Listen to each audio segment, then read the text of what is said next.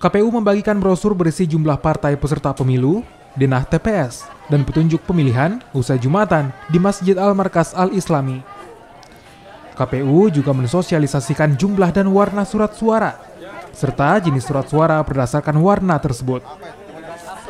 Warga menilai sosialisasi ini sangat membantu untuk mengetahui aturan pemilihan dan jenis-jenis surat suara. Ini kan surat suara, contoh surat suara untuk presiden kan? Jauh ini paham Pak ya? Paham.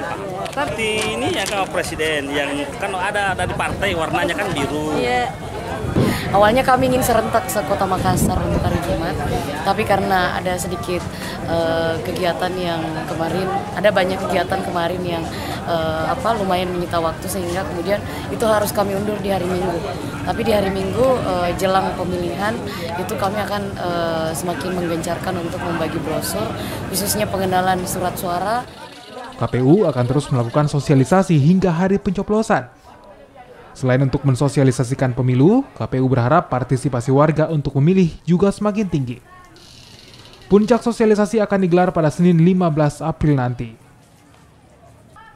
Nila Rustam, Kompas TV Makassar, Sulawesi Selatan.